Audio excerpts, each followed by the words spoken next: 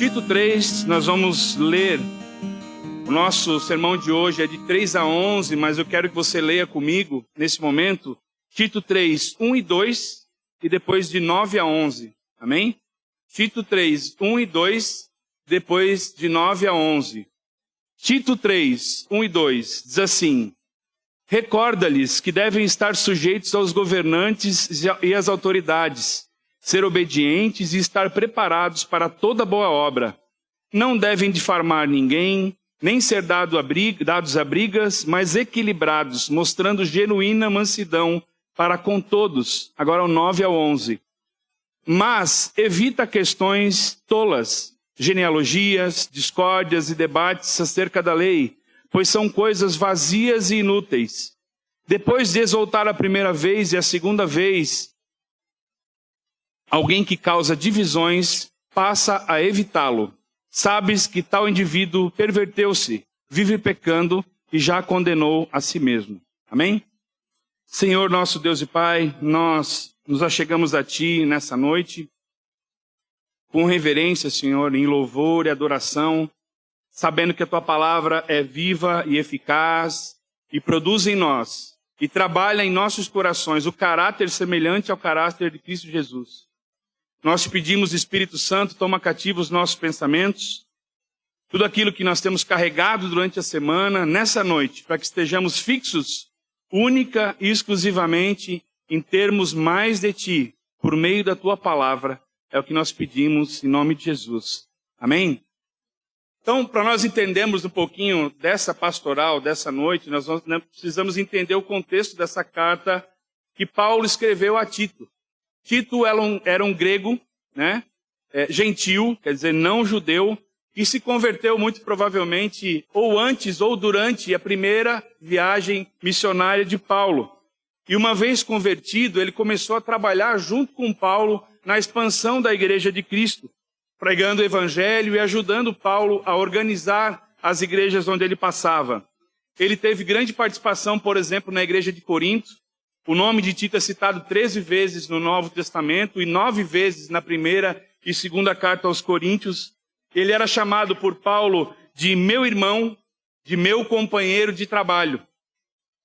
E pela sua experiência com Paulo em Corinto, Paulo viu Tito trabalhando junto com ele, ele acompanhou o apóstolo Paulo para fazer o trabalho, para evangelizar na ilha de Creta. E mais tarde, o que aconteceu? Paulo acabou avançando nas suas missões e nas suas viagens, e ele deixou Tito como responsável, como pastor da igreja da ilha de Creta, né? E assim como ele deixou Timóteo cuidando de Éfeso, ele deixou Tito cuidando de Creta. A ênfase, então, meus irmãos, dessa carta é a aplicação da sã doutrina nos nossos deveres. A aplicação da palavra de Deus no nosso dia a dia. E por isso que ela é tão importante para nós. Um pouquinho mais desse cenário. Creta era uma ilha conhecida como um lugar de preguiça, glutonaria, mentira e maldade. Essa era Creta. Por isso, Paulo escreveu para os cristãos que viviam em Creta, eles deveriam conduzir a sua vida de acordo com a reta, com a sã doutrina, de acordo com a palavra de Deus. Ao contrário, ou em contraste do que a ilha de Creta era conhecida. Ou seja, não sejam vocês mentirosos, glutões, igual os cretenses são conhecidos. Sejam filhos de Deus. Apliquem o que vocês estão aprendendo. Essa carta ela fala de diretrizes para a conduta aplicada nos relacionamentos com os outros.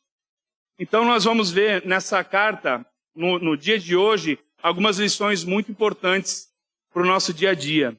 No capítulo 1 da carta a Tito, Paulo fala do dever do cristão em relação à igreja. No capítulo 2, ele fala do dever do cristão em relação à família. E aqui no capítulo 3, Paulo fala a Tito o dever do cristão em relação à sociedade, em relação aos outros. E é nisso que nós vamos nos aprofundar um pouquinho hoje. Amém? Então, meus irmãos, como filhos de Deus, os filhos de Deus estão aqui hoje? Amém. Como filhos de Deus, o caráter de Cristo e a doutrina bíblica devem refletir os nossos deveres nos nossos relacionamentos. Olha só, uma vez que nós somos salvos pela graça, a nossa salvação, ela tem implicações práticas. Não é só dizer que é salvo, é demonstrar a salvação. É demonstrar que você é filho de Deus. Amém? A doutrina, então, ela deve ser confirmada pela prática da nossa vida. A doutrina, ela deve ser confirmada nas nossas obras. O dever, então, de Tito com a igreja de Creta era traduzir a doutrina sadia para uma prática sadia. Veja, a igreja de Creta não tinha problemas de doutrina, não tinha desvio de doutrina. A questão era a aplicação da doutrina na prática. A palavra diz, sede, pois, praticantes da palavra e não somente ouvintes. É disso que o texto está falando aqui. E hoje nós veremos como nós devemos refletir a nossa salvação nos nossos relacionamentos com a sociedade. Em primeiro, você leu comigo no versículo 1, onde diz assim: recorda-lhes que devem estar sujeitos aos governantes e às autoridades, ser obedientes e estar preparados para toda boa obra. O que isso quer dizer na prática? Meus irmãos, como cristãos, nós temos que ter uma mentalidade celestial. Nós precisamos pensar nas coisas que são do alto. Nós precisamos esperar com alegria o retorno de Cristo Jesus que vem para nos buscar. Mas como nós vivemos aqui, como nós estamos aqui, mesmo sendo cidadão dos céus, nós vivemos como peregrinos nessa terra. Nós cantamos, estamos aqui de passagem. E por isso, jamais nós devemos negligenciar os nossos deveres aqui. Não é porque estamos de passagem que nós vamos passar por essa terra de qualquer jeito. Pelo contrário, nós devemos, meus irmãos, obediência a Deus, mas também devemos obediência às autoridades constituídas. Dessa forma, Paulo vai destacar aqui para nós, nesse texto, 3 exigências que nós precisamos cumprir no nosso relacionamento com as autoridades. A primeira exigência é a submissão. Por que nós temos que ser submissos ou sob a mesma missão das autoridades? Porque Deus é a fonte de toda autoridade e os que exercem autoridade na terra fazem porque Deus concedeu que exercessem. É Deus quem concede. Abra comigo Romanos capítulo 13, versículos 1 e 2, por favor.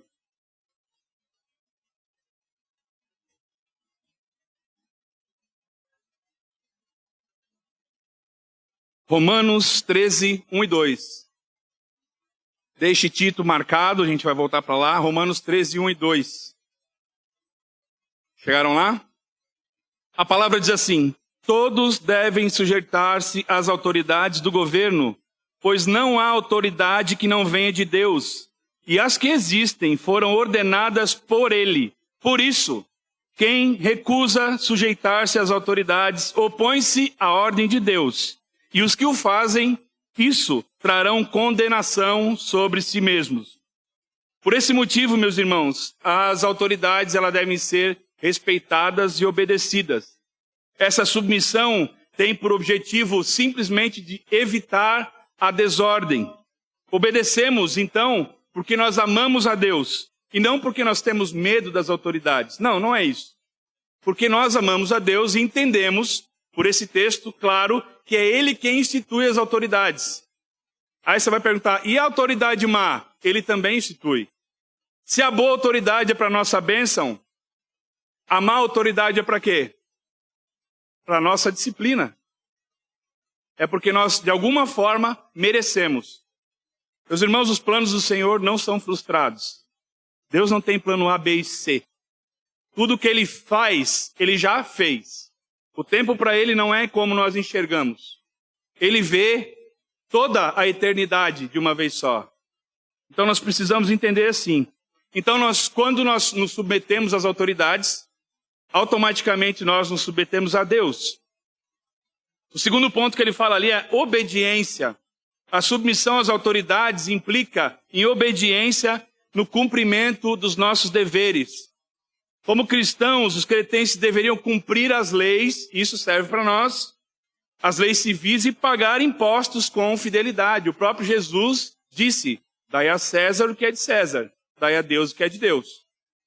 Jesus foi instigado pelos escribas com isso e ele saiu com a resposta bíblica, né? Mas, quando a autoridade foge de seus caminhos, quando a autoridade se corrompe, quando a autoridade se desvia das leis, quando a autoridade é injusta, quando a autoridade promove a miséria e vive na luxúria, quando a autoridade promove idolatria, quando ela ama o luxo e esquece da pobreza, esse governo deve ser alertado, confrontado. Nós devemos obedecer às autoridades, meus irmãos, naquilo que elas obedecem a Deus. Amém?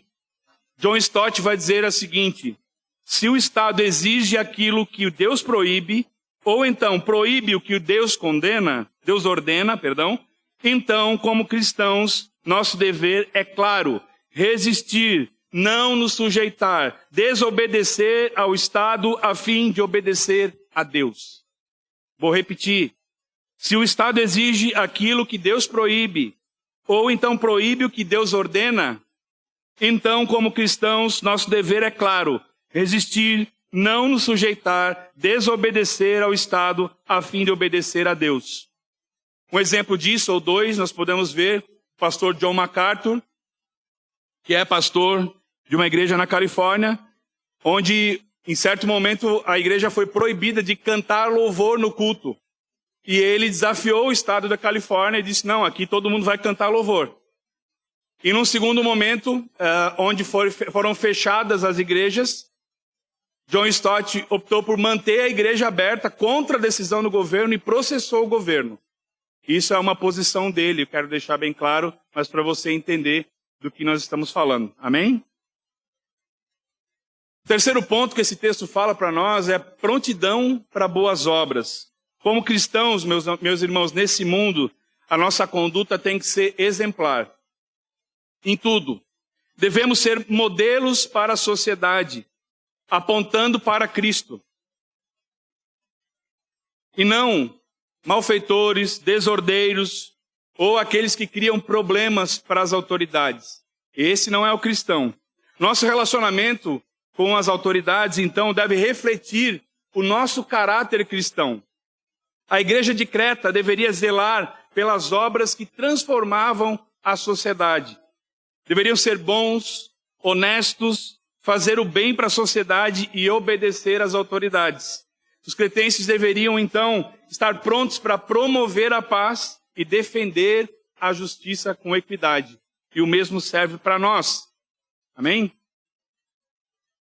No versículo 2, nós vemos o segundo ponto dessa mensagem. O cristão e o relacionamento com os não cristãos. Será que serve para nós? Ou só para Creta? Só pensar e tomar uma aguinha. Peraí. Meus irmãos, o cristão ele deve se relacionar bem com os demais membros da comunidade, da sociedade. Aqui nós estamos falando especificamente de não cristãos. Aqueles que não professam a mesma fé que nós. Os relacionamentos corretos não são somente dentro da igreja, mas também e principalmente fora dela. Né? É muito fácil ser luz onde tem muita luz. Difícil é ser luz onde não tem luz. Não é verdade? Paulo então menciona 4 atitudes que devemos cultivar no trato com as pessoas. E o trato é dentro da igreja e fora da igreja. Presta atenção comigo. Primeira atitude, está lá no versículo 2.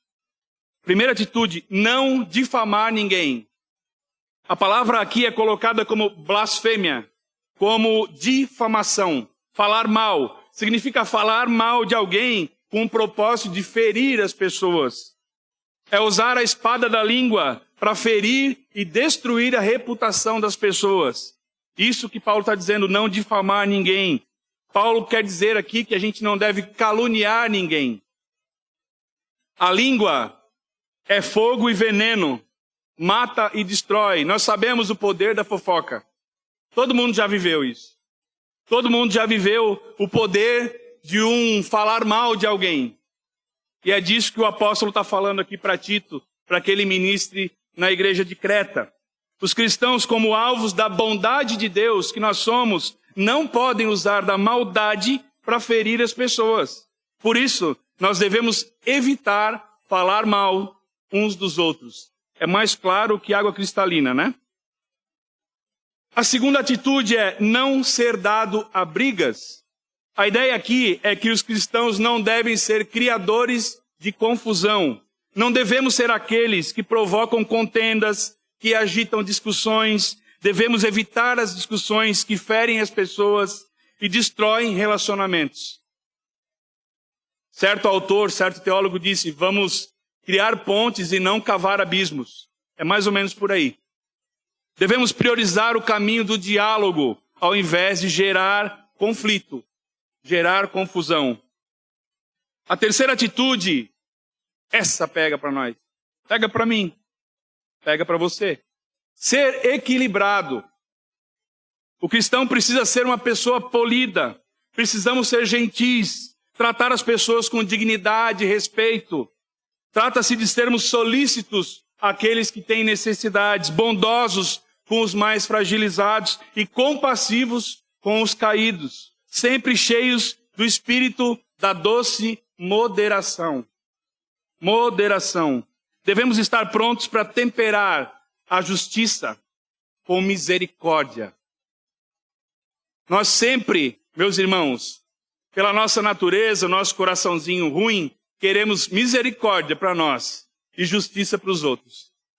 Por isso, nós devemos temperar a justiça com misericórdia.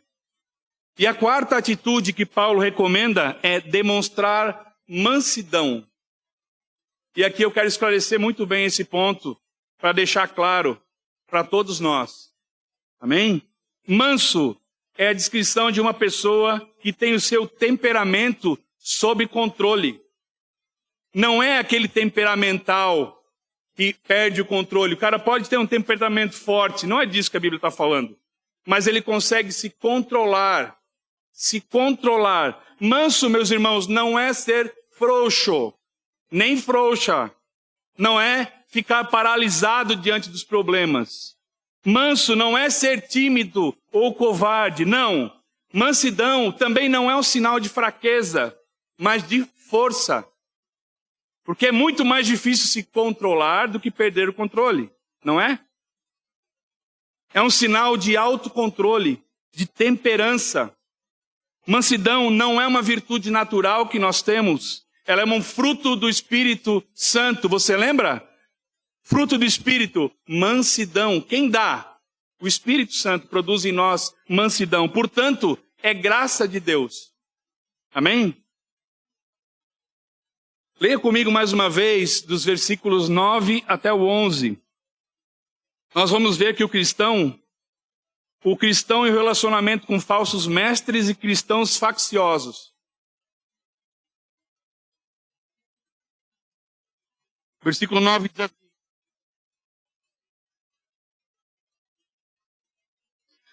mas evita questões tolas, genealogias, discórdias e debates acerca da lei, pois são coisas vazias e inúteis. Depois de exortar a primeira e segunda vez alguém que causa divisões, passa a evitá-lo. Sabes que tal indivíduo perverteu-se, vive pecando e já condenou a si mesmo. Então esse terceiro ponto vai falar do cristão em relacionamento com os falsos mestres e cristãos facciosos. O primeiro ponto que ele fala é evitar discussões sem proveito. Precisamos, meus irmãos, batalhar pela fé, contra a distorção da verdade. Sim, não podemos permitir isso. Precisamos defender a sã doutrina e combater as heresias. Sim, precisamos. O que Paulo condena aqui é a discussão fútil, é a discussão sem proveito, que não leva a nada, sem aplicação prática para a nossa vida espiritual. Por exemplo, Adão tem umbigo.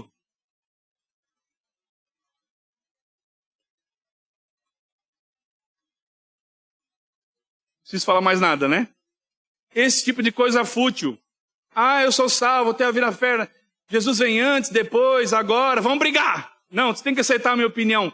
Não perde tempo com discussões fúteis. Tudo que é para edificação, a boa discussão, o estudo, Essa questão deve ser mantida, mas aquilo que é fútil, abandona, meu irmão. Está perdendo tempo. E aí eu vou dizer para nós, para mim e para você, discussãozinha boba na internet, no Instagram, discutir com quem você sabe que é murro em ponta de faca, larga a mão. Larga a mão. Nós não devemos nos desviar das boas obras que nós temos para fazer em detrimento dessas coisas. E perder tempo dando murro em ponta de faca, criando intriga onde não é necessário. Se você lembra na palavra, os rabinos judeus passavam muito tempo construindo genealogias imaginárias, né? Eu sou filho de Abraão, né? Todo israelense puro é da descendência de Davi, ficavam discutindo isso ali. Os escribas passaram horas e horas discutindo o que podia e não podia ser feito no sábado. E chegou Jesus, foi lá e curou alguém no sábado e acabou com a brincadeira. Esse tipo de discussão tola, que não leva a lugar nenhum, essas coisas devem ser evitadas pelos cretenses e por nós. Amém? O segundo ponto que ele fala é evitar o relacionamento com quem causa divisões. Aí serve para quem não é cristão, para os cristãos dentro da igreja e cristãos fora da igreja. Evitar facção, a palavra facção ou faccioso, esse termo derivam as palavras herege, herético e sectário. Faccioso. A pessoa facciosa é alguém que sem justificativa cria divisões. O alerta de Paulo aqui para Tito e os cretenses é para evitar pessoas que criam partidos dentro da igreja. Por quê, meus irmãos? Nós somos vários corpos aqui ou um só? Um só corpo. Um só corpo. Um só corpo. Amém? Aqueles que criam mal-estar entre os irmãos e ferem a comunhão, aqueles que falam mal e mancham a honra das pessoas, aqueles que criam panelinhas partidárias e separatistas, evitar a doutrina de falsos mestres que dividem o corpo de Cristo. Nós precisamos somar para ser corpo e não diminuir. Nós precisamos de todos os membros do corpo para sermos perfeitos. Amém? Falsos mestres em doutrinas, em teologia, na ética, na vida. Devemos ter limite nas nossas relações com as pessoas facciosas. Não se deve, meus irmãos, perder de vista nunca o bem-estar da igreja para a glória de Deus. O bem-estar da igreja é para a glória de Deus. Se eu não mantenho e desempenho o bem-estar da igreja, eu não estou glorificando a Deus. É isso que acontece. E o quarto ponto, nós vamos ver, os relacionamentos devem refletir a graça de Deus. Nós vamos entender por que nós temos que ter os nossos relacionamentos dessa forma como Paulo nos recomenda. Eu peço que você leia comigo Tito 3, nós vamos ler do 3 ao 7, que nós não lemos antes.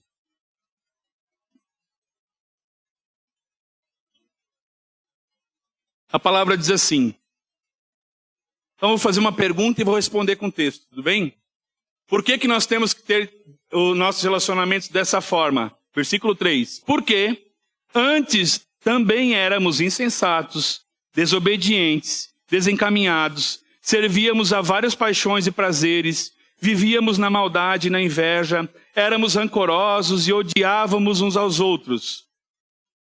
Mas quando apareceu a bondade de Deus, nosso Salvador, e o seu amor para com os homens, não por méritos de atos de justiça que houvéssemos praticado, mas segundo a sua misericórdia, Ele nos salvou mediante o lavar da regeneração e da renovação realizadas pelo Espírito Santo, que Ele derramou amplamente sobre nós por Jesus Cristo, nosso Senhor e Salvador.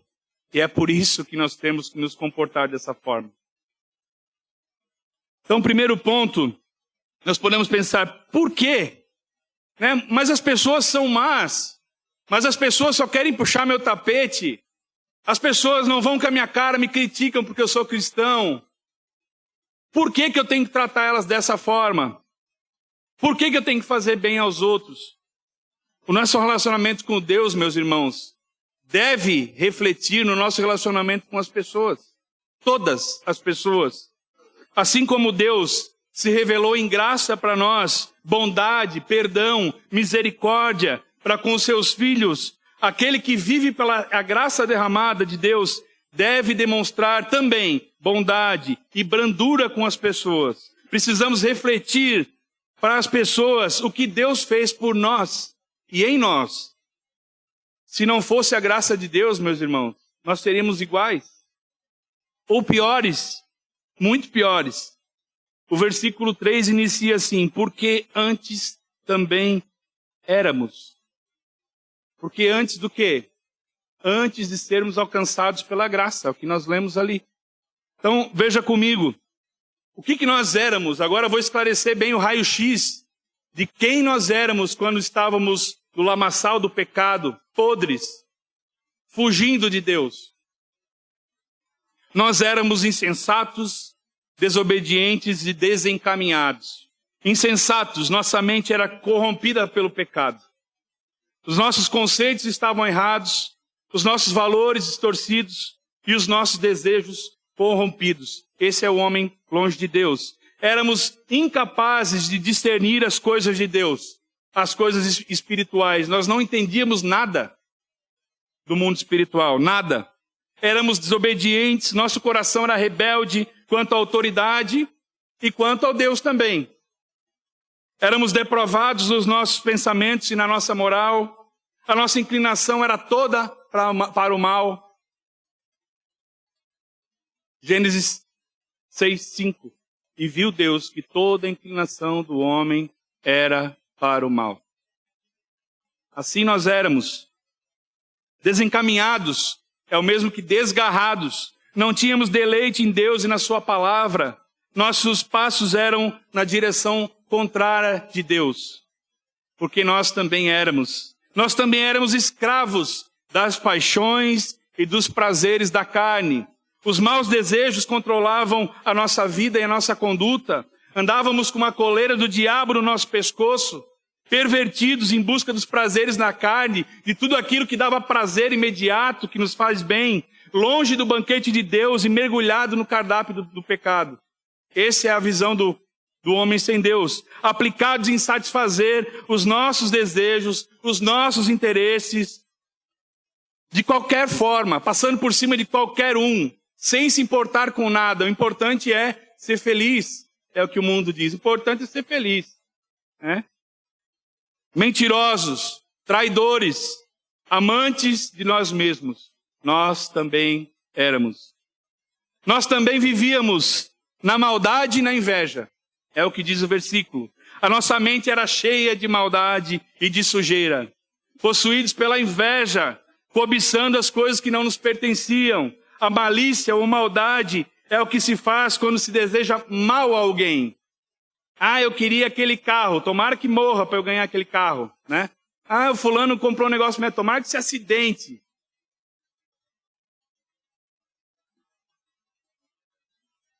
A inveja é ressentir-se, desejar o bem que os outros têm. Nós éramos maldosos e invejosos. Mas tem coisa pior ainda, não acabou. Nós éramos rancorosos e odiávamos uns aos outros, detestáveis, odiosos, repugnantes, ofensivos, asquerosos, repulsivos. Alimentávamos o ódio uns pelos outros e éramos odiados também. Quantas vezes nós falamos, eu odeio fulano, eu odeio esse... Ninguém nunca falou, desculpa, a igreja errada. Vou voltar no próximo domingo. Pessoas complicadas de se lidar, intragáveis, entojadas, longe de Deus, meus irmãos. Nós somos tretas ambulantes. É isso que nós somos. Mas, esse versículo 4, eu amo a Bíblia, mas esse versículo 4 ao 7 me arrebenta toda vez que eu leio. Ele começa com mas. Quando, porém, mas quando apareceu a bondade de Deus. E aí nós vamos entender como nós éramos, mas quando apareceu a bondade de Deus, nós vamos ver a benignidade soberana do Pai.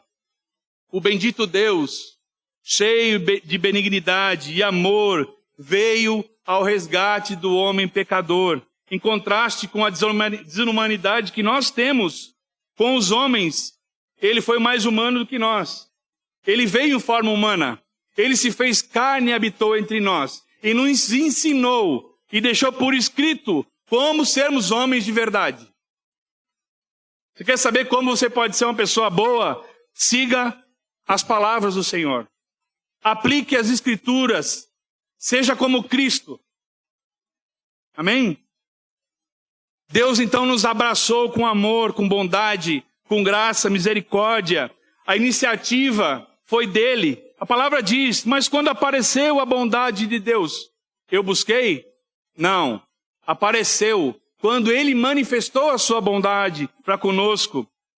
Lembre-se, meus irmãos, antes que a gente pense assim, tá, mas os que não são cristãos não merecem bondade, nem misericórdia. Por que eu tenho que fazer essas coisas? Lembre-se que você também não merecia a salvação.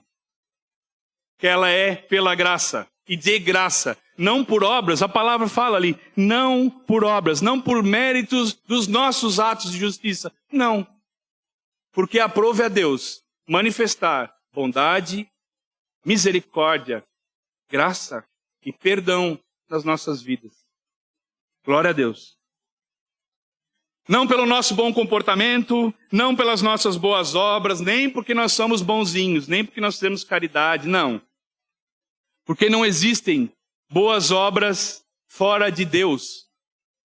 Se você tem dúvida, leia Efésios 2.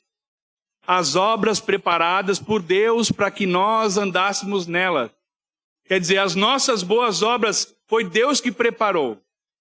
Nós não fizemos boas obras. E as que fizemos boas são por Deus.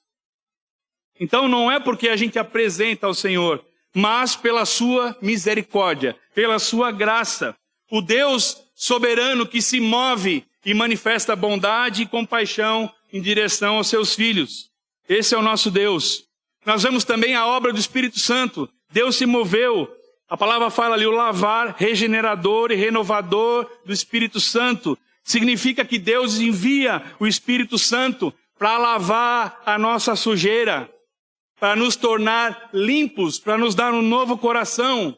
Então, para que a gente possa entender, pela justificação, pela morte de Cristo na cruz do Calvário, Deus nos declara justos em seu tribunal, por meio de Cristo.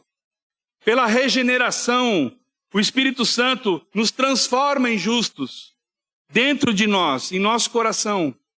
E pela regeneração, nós somos então transformados e feitos filhos de Deus. Somos feitos novos. Nós recebemos um novo coração. Nós somos nova criatura. Nós nascemos de novo. Então lembre, antes nós também éramos, agora não somos mais. Ou melhor, nós não devemos ser mais como éramos antes. Não podemos. Quando nós somos como éramos, para tornar bem claro, nós não glorificamos a Deus. Simples assim. Enquanto a regeneração, ou melhor, pulei uma coisa aqui, deixa eu voltar. João 1,13 vai falar assim, os quais não nasceram da linhagem humana, nem do desejo da carne, nem da vontade do homem, mas são nascidos de Deus. William Hendrickson vai dizer assim, a regeneração é uma obra inteiramente de Deus, mas na renovação ou santificação tomam parte Deus e o homem. Uma vez que o teu coração é regenerado, a busca pela santidade é missão minha e sua. Obviamente o Senhor nos ajuda, nos sustenta, nos empurra, o Espírito Santo nos convence do pecado, nos faz orar como convém, orar à vontade de Deus, nos impulsiona, opera em nós o querer e o efetuar. Mas quem faz isso? O Espírito Santo. Ele nos ajuda. Mas, meu irmão, toda vez que você tem preguiça de ler a palavra, de participar de estudo, toda vez que você não quer orar, não culpe o Espírito Santo. Aí a culpa é sua mesmo, tá? Sua e minha. O Espírito Santo alerta. Hoje eu não vou orar, ele vai dizer, olha. Ah, tem a leitura, olha.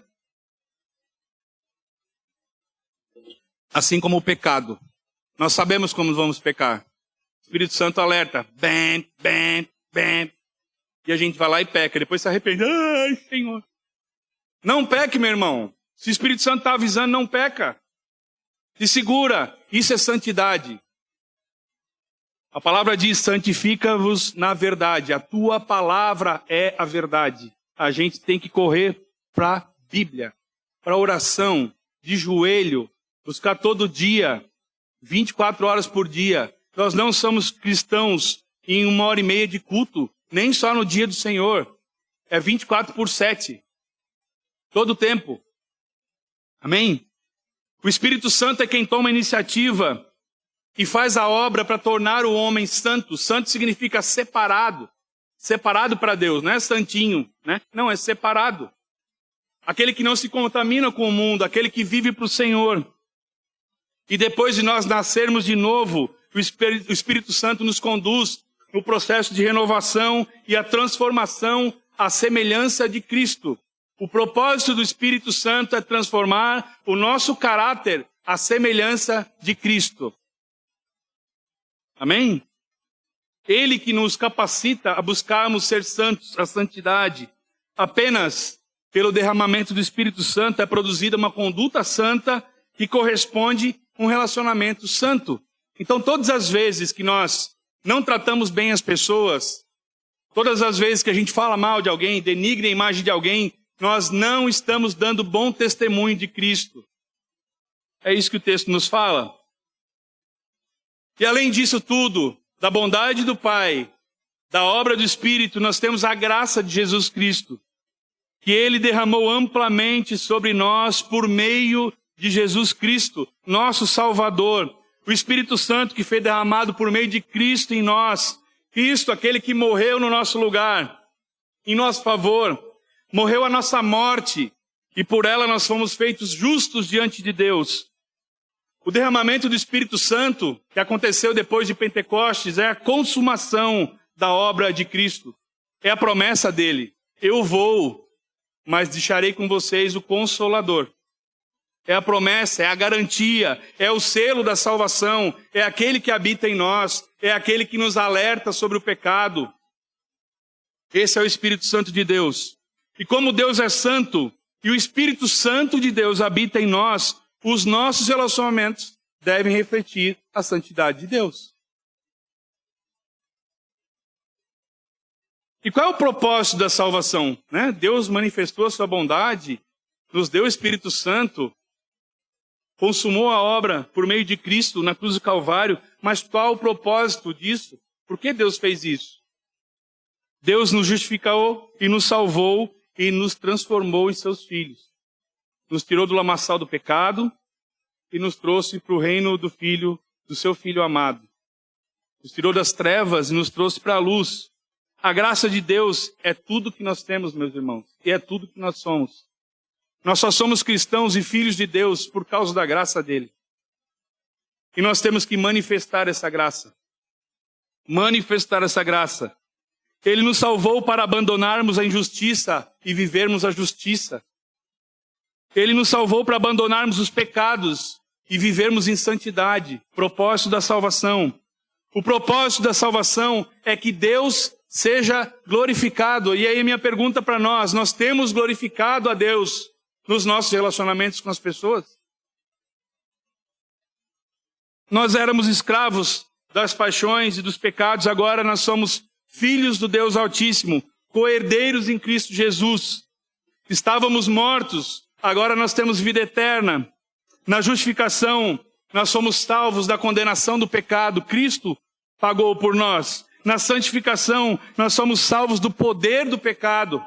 Não somos mais escravos do pecado. Embora pequemos, somos influenciados, mas não escravos. E na glorificação, quando nós estivermos diante do Deus eterno, do Deus Altíssimo, seremos salvos para sempre da presença do pecado. Calvino vai dizer assim: quando estávamos mortos, fomos restaurados à vida através da graça de Cristo. Quando Deus o Pai nos outorgou o seu Espírito, por cujo poder somos purificados e renovados. E essa é a nossa salvação. Visto, porém, que permanecemos no mundo, é a minha e a tua situação, estamos aqui, ainda não desfrutamos da vida eterna, mas somente a obtemos mediante a esperança. Amém? Vivemos agora, nesse local aqui, nessa terra, como peregrinos, mas como filhos de Deus aqui. Não é quando chegar na glória eterna, é aqui, agora, esperando o bendito dia em que estaremos com o Senhor para sempre. Amém? Depois de nós vermos o propósito, qual é a evidência da salvação? Ah, pois é. Essa pergunta sempre dá um frio na barriga, né? Será que sou salvo?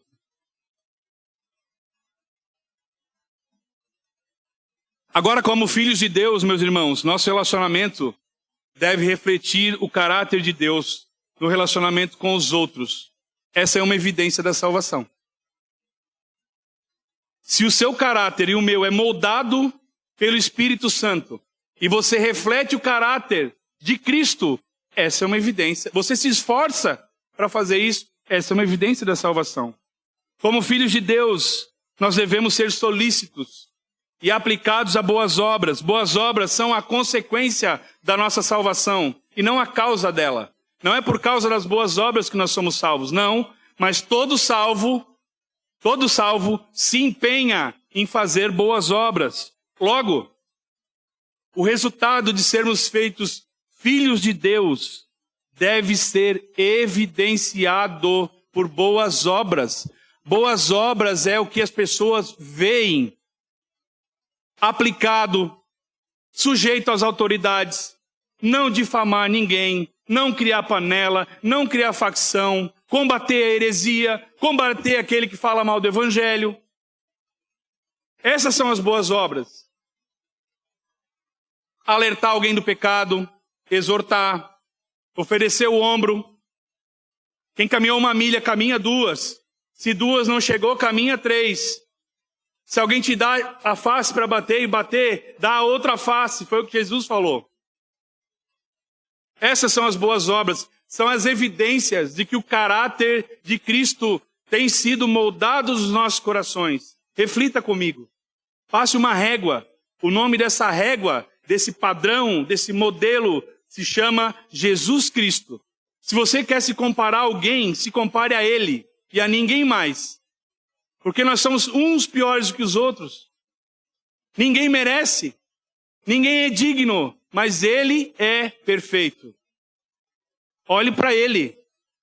A palavra diz em Provérbios, não confie o homem no homem, nem no outro, nem em si mesmo. Confie em quem, então? Em Cristo. Olhe para Cristo. Discípulo, meus irmãos, não é um do outro, é discípulo de Cristo. Aquele que aponta para si, está mostrando mais um miserável que precisa de migalhas de pão. Que não tem nada para dar, porque tudo que ele tem veio da graça de Deus. Aponte para Cristo. Amém? Logo, esse resultado, meus irmãos, tem que ser evidenciado. Então veja, a evidência é visual.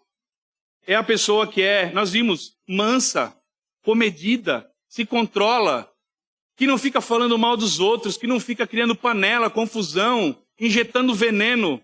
A língua que é para falar a palavra injeta veneno. Esses somos nós.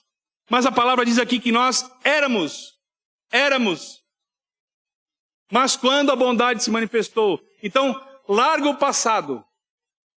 Se nós temos um novo coração, as coisas se fizeram novas, viva o novo. Viva o novo coração. Viva pela graça. Viva pelo Espírito Santo. E largue a mão, assim junto comigo, do éramos. A palavra diz que aquele que peca e volta a pecar é como um cachorro que vai lá e vomita e volta a comer seu vômito.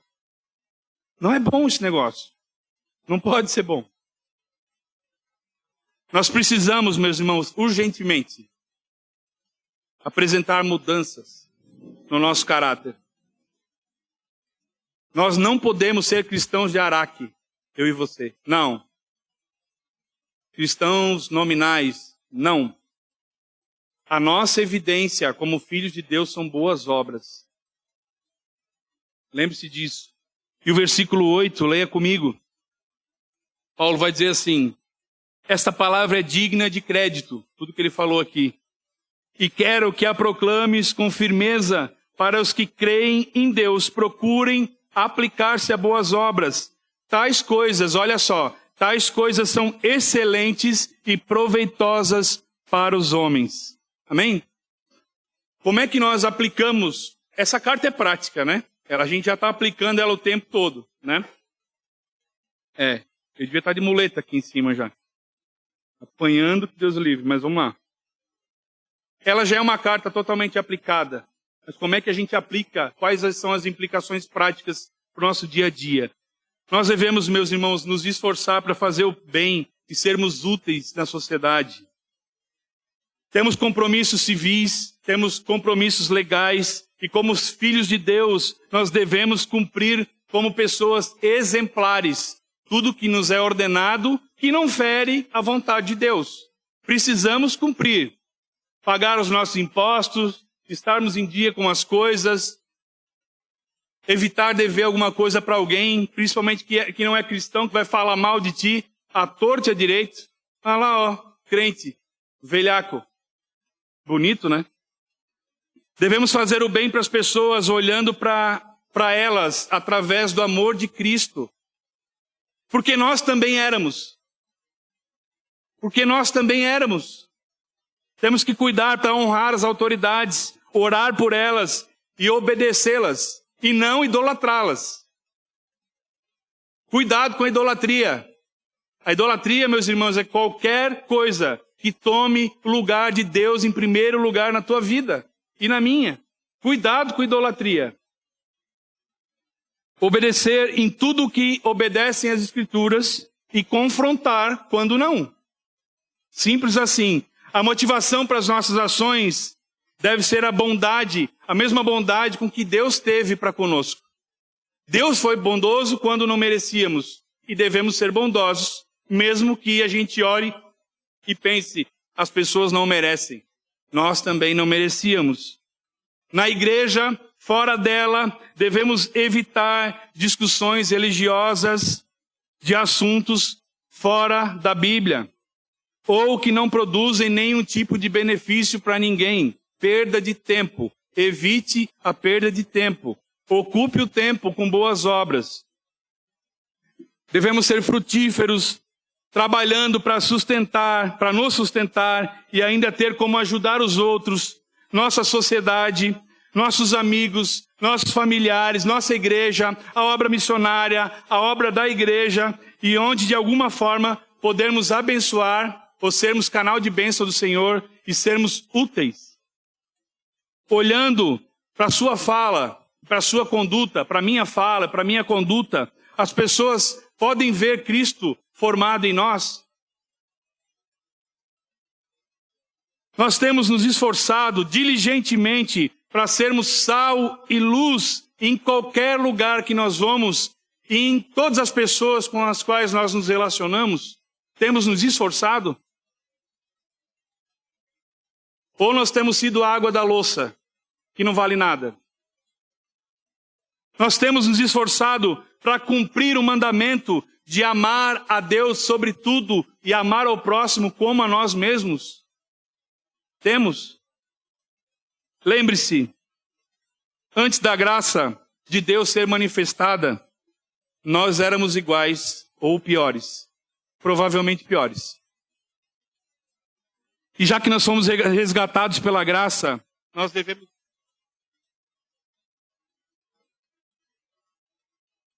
viver pela graça e espalhar graça. Seja gracioso, meu irmão. Seja temperado, seja moderado, manso. Não frouxo, manso. Manso, controlado. Crie pontes, não cave abismos. Se não refletimos o caráter do Pai, não honramos o Pai. E nem honramos a sua graça. Reflita, junto comigo, temos refletido o caráter do Altíssimo no nosso falar, nos nossos relacionamentos, na nossa conduta? Qual o remédio para isso tudo, meu irmão? Olhe para Jesus, para o nosso modelo. Jesus é aquele que espalha o bom perfume por onde passa. Jesus é aquele que se dava bem com todos aqueles, ou tratava bem todos aqueles que os judeus condenavam e excluíam. Jesus abraçava o leproso, estendia a mão para a prostituta, para a assassina, para o assassino, estendia o braço de amor e perdão. Quem somos nós para julgar os outros e dizer quem merece misericórdia ou não? Quem somos nós? Jesus que aplicava as Escrituras como régua para a sua conduta. Jesus que faz todas as coisas para a glória de Deus. E assim nós devemos ser. E para finalizar, queria concluir com uma frase do teólogo J.C. Ryle, que diz o seguinte: que o seu cristianismo, que o meu cristianismo e o seu cristianismo seja tão inconfundível e seu andar tão reto que todo aquele que te vê não tenha dúvida quanto a quem você pertence e quem é o seu Senhor. Amém? Vou repetir. Que o meu cristianismo seja tão inconfundível e o seu andar tão reto que todo aquele que te vê não tenha dúvida de quem ou a quem você pertence e quem é o seu Senhor. Amém? Que o Senhor, bom Deus, nos ajude. Coloque-se de pé, por favor. Senhor, nosso Deus e Pai, muito obrigado pela tua bondade, pela tua grande misericórdia e graça. Quando nós vemos, Senhor, hoje, como nós éramos desobedientes, promíscuos, chatos, fanfarrões, mentirosos, malvados. Nós temos certeza, Senhor, que não somos dignos, que não merecíamos nada. Mas quando a bondade de Deus se manifestou, pela graça, não por méritos das obras que nós fazemos, mas pela sua graça, pelo seu mover,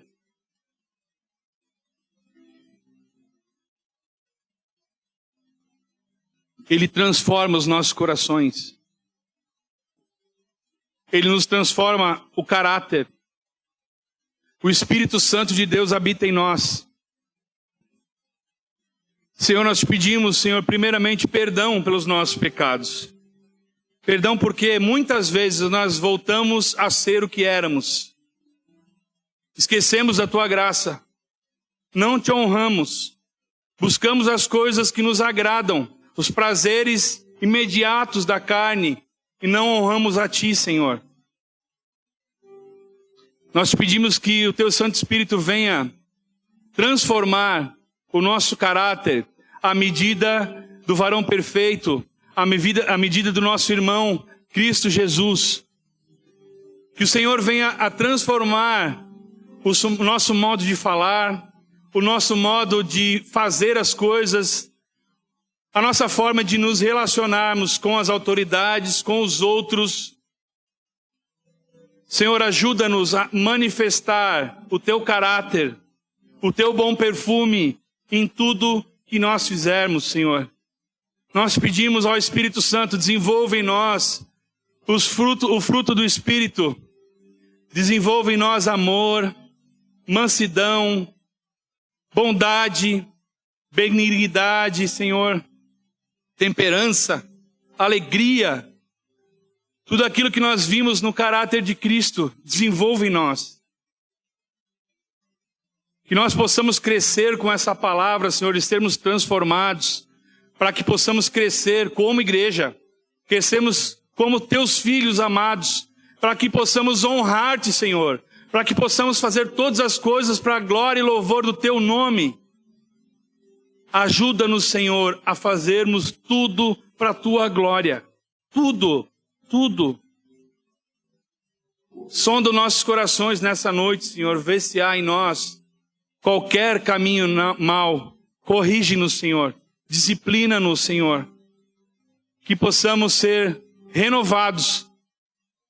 Renova nossa mente pelo Teu Santo Espírito, para que sejamos filhos melhores a partir de já, de agora. E por tudo nós te agradecemos e te louvamos, porque apesar de nós, o Senhor se manifestou com bondade, graça, misericórdia. Senhor, que nós também possamos ser bondosos, graciosos, temperados, misericordiosos.